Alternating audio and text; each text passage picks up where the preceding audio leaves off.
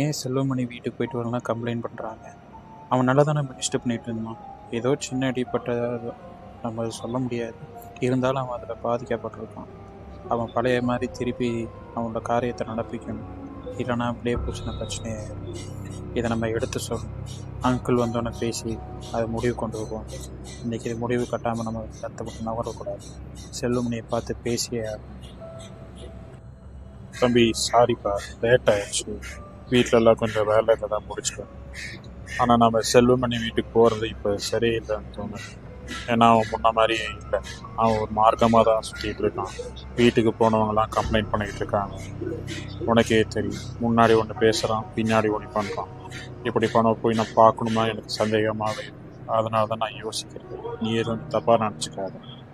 சரி அங்கிள், நீங்கள் சொன்னது தான் சரி. நம்ம அவனை போய் பேசியாகி நம்ம கிளியர் பண்ணி ஆகணும். வாங்க போவோம். நீ சொல்கிறது சரிதான் தம்பி. இந்த விஷயத்தில் நம்ம கட்டாயமாக யோசிச்சு தான் பண்ணியா. ஏன்னா ஒருத்தரை நம்ம இழக்கிறது ரொம்ப கஷ்டம். அதுவும் மினிஸ்ட்ரி பண்ணிட்டு இருக்கவனை பார்த்து இழப்புனா ரொம்ப கஷ்டம்தான். தேவனுக்குண்டு அவனை திட்டத்தை வச்சிருப்பாரு. இடையில அவன் வழி விலகி போனாலும் தேவனுக்குள்ளே கொண்டு வர விசுவாசிகளோட நம்மளுடைய கடமை தான். நம்ம போய் பேசுவோம். கட்டாயம் நமக்கு ஒரு தேவன் நமக்கு பதிலளிப்பார். நம்ம அவன் வீட்டுக்கு போயா நான் இதுலேருந்து பின்வாங்கிறது பார்ப்போம். சே, என்னடா வாழ்க்கை தரும். சே, இவ்வளோ நாளாக உளுந்து உளுந்து ஊழியம் பண்ணிக்கிட்டு கடைசிக்கு பார்த்தா உடம்பை எடுத்துக்கிட்டு வருமானம் எல்லாம் படுத்து கிடக்கும். தேவையில்லாத இனி மினிஸ்ட்ரி வைஸ் நம்ம போகவும் கூடாது. தேவையில்லாத ஆளுக்கு வந்து கேள்வி கேட்டுக்கிட்டு இருக்காங்க. என்ன பண்ணுறது? முதல்ல இந்த மினிஸ்ட்ரி நிப்பாட்டிட்டு நம்மளுடைய தனிப்பட்ட வேலையை பார்ப்போம். அடுத்து விசுவாசிகள் யாராவது வீட்டுக்கு வரணும். அவங்களோட உறவை முடிச்சுக்கிட்டு வீட்டோட வீட்டுக்கு வராதிங்கன்னு சொல்லி நம்ம முடிச்சிடலாம். இன்னைக்கு முடிவு கட்டியே ஆகும். பிரேஸ் லார்ட் செல்வமணி, எப்படி இருக்க? எனக்கு என்ன, நான் நல்லா தான் இருக்கேன். நீங்க தான் வந்து என் மூட அப்செட் பண்ணிக்கிட்டே இருக்கீங்க. பிரீதா செல்வமணி, எப்படி இருக்க? உடம்பு எப்படி இருக்கு? உனக்கு பரவாயில்லையா?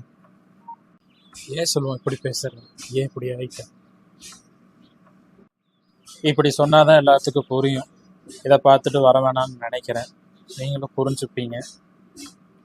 ரைட், இடத்த காலி பண்ணு.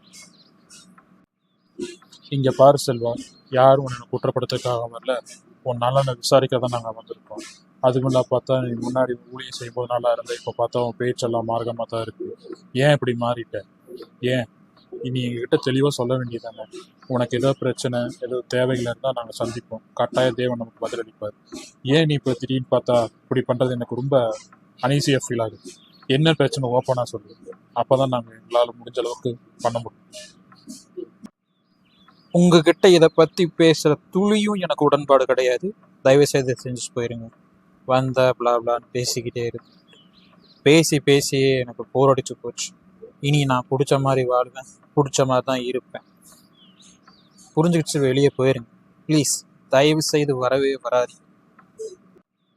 அங்கிள், நீங்கள் அவன்கிட்ட ஏதாவது பேசுங்க அங்கிள். அவன்கிட்ட எப்படியே பேசிக்கிட்டே இருப்பான். அவன் கோபத்தில் இருக்கான்.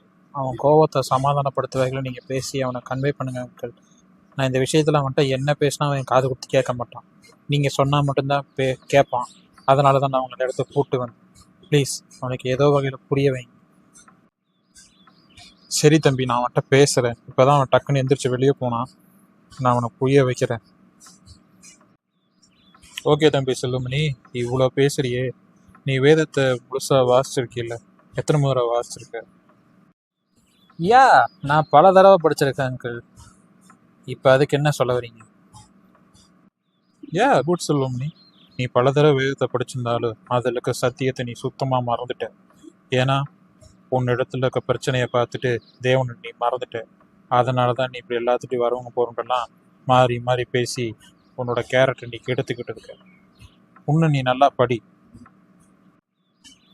சாரி அங்கிள், நான் உங்கள் பெருமையாக பேச மாதிரி பேசிட்டேன், என்னை மன்னிச்சிருங்க. ஆனால் எனக்கு என்னன்னு தெரியல, எனக்கு சூழ்நிலையை தேவனை தேட முடியாத மாதிரிக்கு என்ன பண்ணுது. இது எப்படி நான் சொல்லி புரிய வைக்கிறதுன்னு தெரியல. வேதத்தில் பல தடவை படிச்சிருக்கேன், ஆனால் இப்போ எந்த கேரக்டர் டக்குன்னு நான் வர மாட்டேங்க. எதனால எப்படின்னு எனக்கு ஒன்றும் புரியல. நான் வரவங்க போகிறவங்க மேலே இருந்தது என் மேலே தப்பு தான். இப்போ நான் புரிஞ்சுக்கிறேன். நான் எவ்வளோ தான் பைபிள் காலேஜில் போய் படிச்சிருந்தாலும் சூழ்நிலை வந்தால் நான் விழுந்து போகிற இதில் இருக்கும்போது தான் எனக்கு தோணுது. தயவுசெய்து என்னை தப்பாக எடுத்துக்காதீங்க ரெண்டு பேருமே ப்ளீஸ். எனக்கு இதுலேருந்து வெளியே வரக்கு எனக்கு ஒரு உதவி பண்ணுங்க.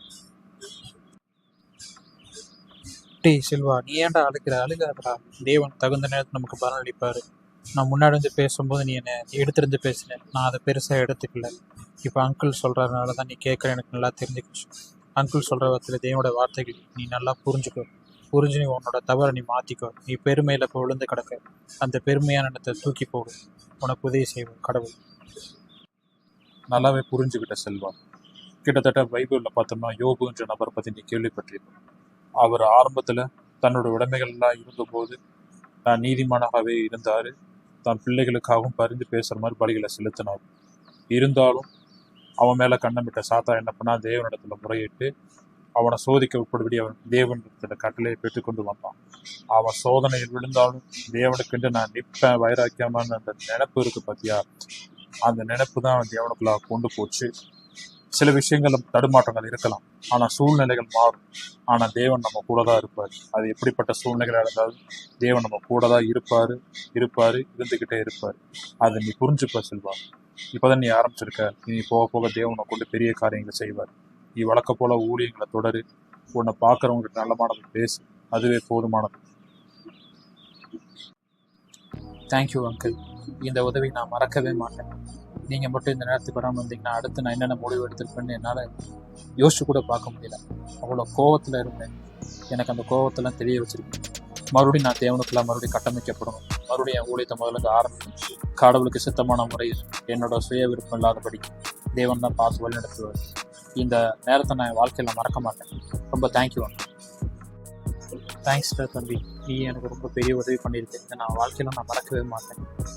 நீ மட்டும் இந்த மாதிரி திருப்பி வராமல் விட்டு என் மேலே கோவப்பட்டு அப்படியே போயிருந்தீங்கன்னா என் நேரம் நான் அப்படியே போயிருந்திருக்கேன். என் வாழ்க்கை தேவனை மறந்த வாழ்க்கை எனக்கு ரொம்ப அசிங்கமான வாழ்க்கை என்பதை நீ எனக்கு புரிய வச்சுட்டேன். தேங்க்யூடா. கமான் மேன், ஏன் ரொம்ப அழுதுகிட்டே இருக்க? சந்தோஷமாக இருக்கு. அதான் நம்ம புத்துயிர் கிடச்சி நீ புது வாழ்வை தொடக்க இருக்கு. அடுத்த ஊழியத்தை பற்றி நீ யோசி, வேறு எதுவுமே யோசிக்காத. பக்கத்துல நல்ல காரியங்கள் அடுத்து வந்துட்டு போகும். ஆனால் அதை பற்றி யோசிச்சோம்னா உண்மையான காலத்தை நம்ம மறந்து போயிடும். அதனால் மறுபடியும் புதியதிலிருந்து நாங்கள்லாம் கூட இருக்கோம். கடவுள் நமக்கு வழி நடத்துவார். உன்னோட தேவைகள் நினைத்து தேவன் சந்திப்பார், சந்தித்து கொண்டு தான் இருப்பார். நீ வழக்கம் போல ஊழியத்தை தொடர்.